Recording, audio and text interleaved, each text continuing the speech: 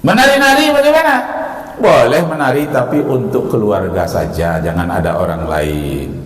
Aisyah pernah dia menari di hadapan Rasulullah, tapi untuk keluarga saja. Kalau kita di Indonesia ini enggak.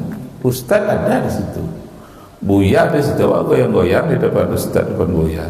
Apa enggak malu gitu ya? Masya Allah.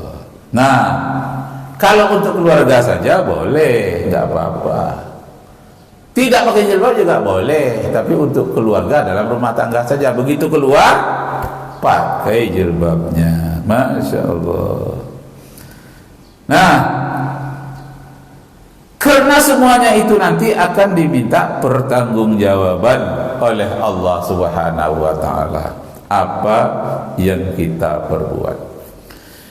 Nah, Bapak Ibu kaum muslimin yang berbahagia, masalah nyanyi itu halal atau haramnya tergantung muatannya. Menjadi haram kalau muatannya itu pornografi. Umpamanya kalau lagu Kampar arah-arah ke pornografi. Apa itu? La illallah kutang berendo. Ditukarlah.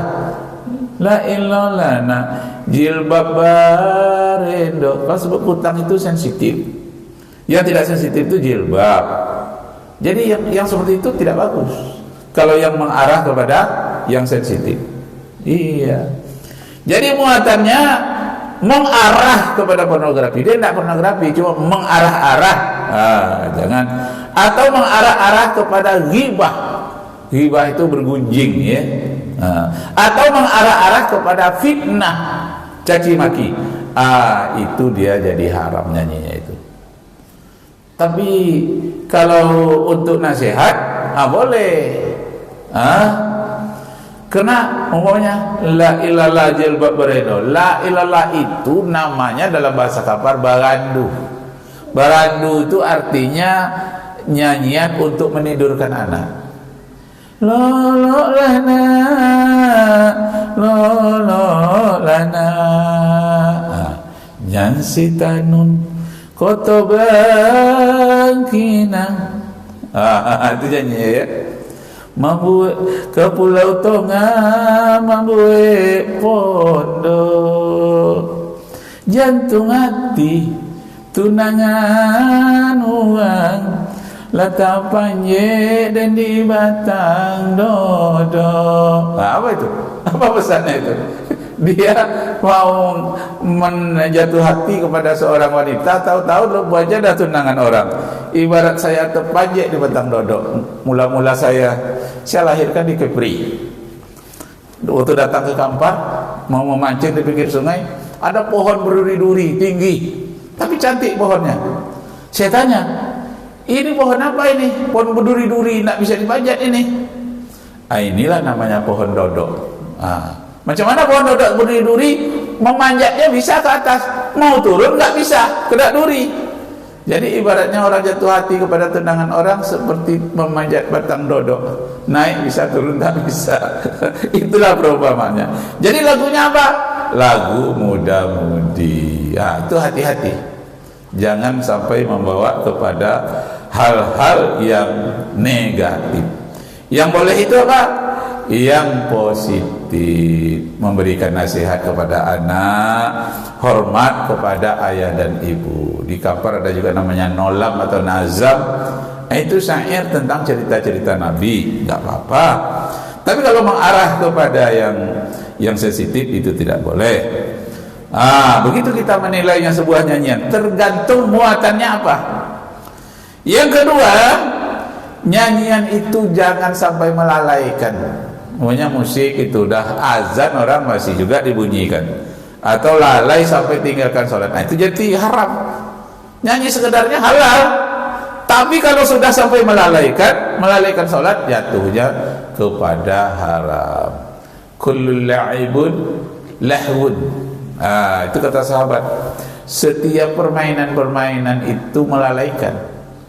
Kullu lahwun haramun. Kalau sudah jatuhnya kepada melalaikan menjadi haram. Tapi kalau tidak melalaikan, sekedarnya saja, ya ibahah, boleh saja. Nah, Yang ketiga, nyanyian atau musik atau syair itu tidak boleh disertai dengan minuman keras. Ini ada syair di Tanjung Pinang dibawakan oleh Ibrahim Satta.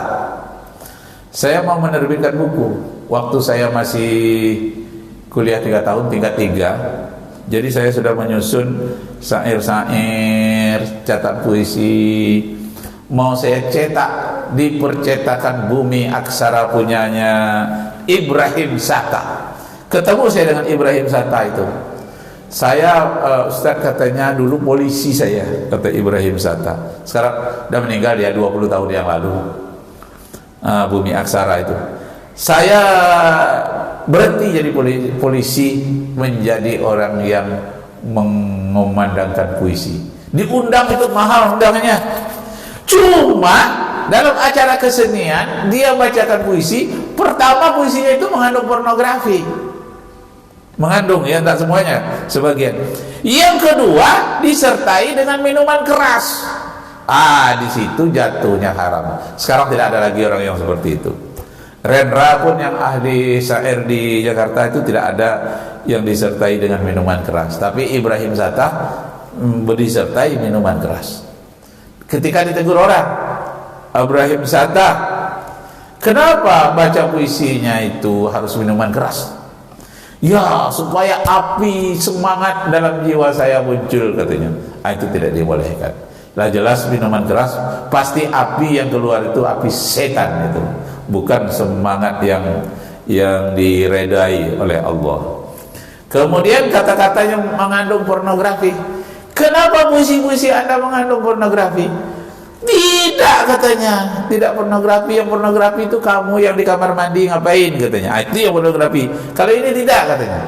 Dia membantah. Setelah dipelajari, syair-syairnya itu memang dia bukan asal dari orang yang taat beragama. Jadi kalau syair-syair orang yang taat beragama seperti Hamzah Pansuri, pernah dengar? Hamka banyak puisinya itu. Hamka banyak novelnya. Apa di antaranya puisi Hamka itu yang dinyanyikan orang? Itu dia. Kalam suci menentukanku berjuang, maju serentak membela kebenaran, negara, bangsa dan kemakmuran. Hukum Allah tegakkan. Allahu Akbar, Allahu Akbar, Allahu Akbar. Itu di zaman Belanda, dikarang oleh Hamka, kalau tidak salah tahun 42. Nah, beliau tidak dinyanyikan. Hamka tidak menyanyikan syairnya itu, orang menyanyikan untuk lagu perjuangan. Sehingga di radio dulu pada tahun-tahun 70-an itu hampir setiap subuh diputarkan seni itu. Wahai orang yang beriman, ikut olehmu perintah Tuhan, ajaran Quran mari amalkan supaya mendapat rahmat dari Tuhan.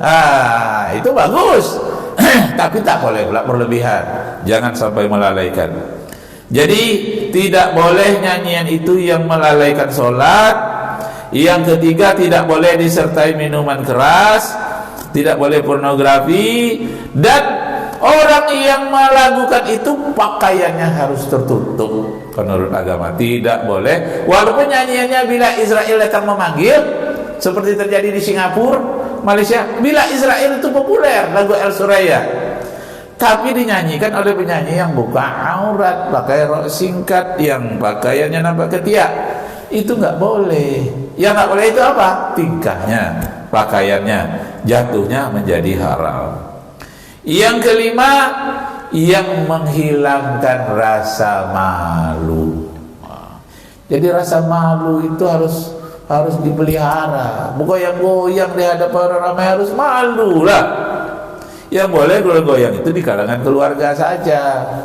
Saya dengan cucu-cucu saya goyang, saya dengan cucu-cucu umur 5 tahun gitu ya, 6 tahun, gak apa-apa. Jadi anak-anak pula lah kita nyanyi sama dengan mereka, nyanyi balonku ada 5, nggak apa-apa itu, tapi dalam keluarga saja.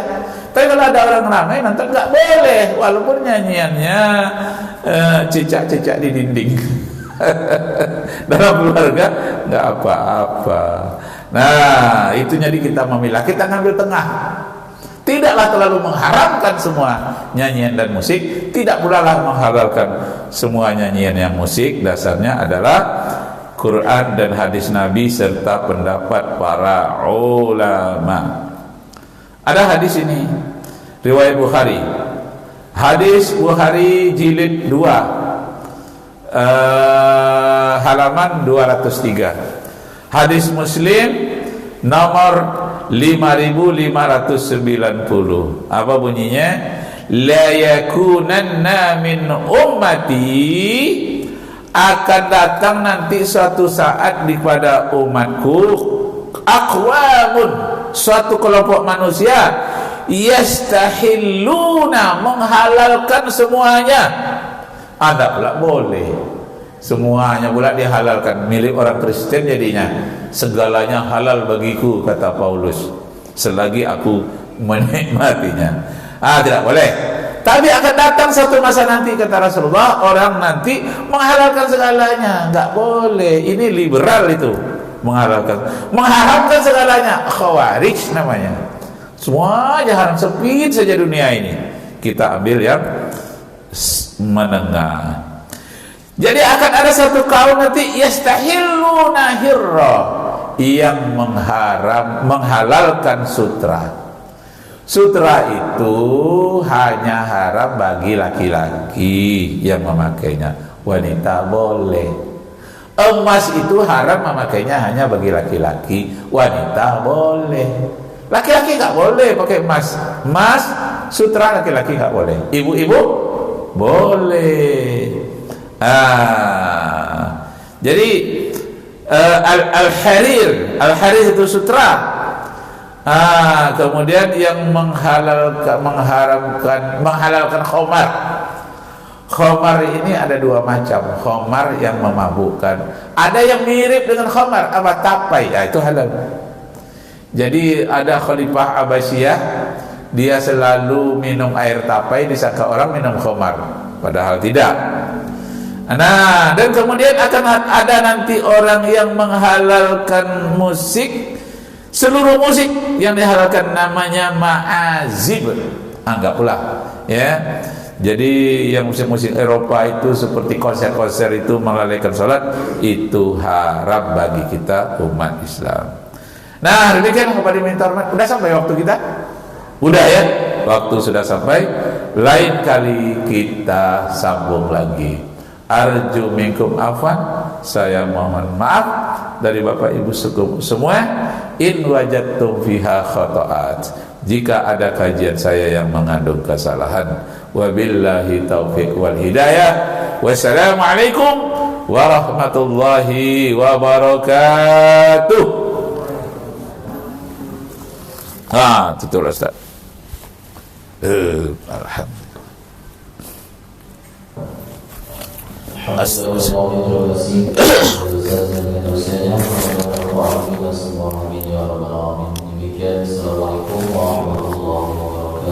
Waalaikumsalam warahmatullahi wabarakatuh.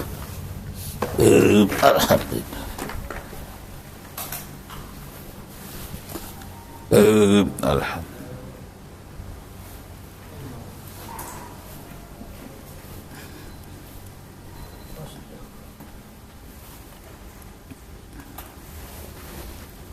Astaghfirullah.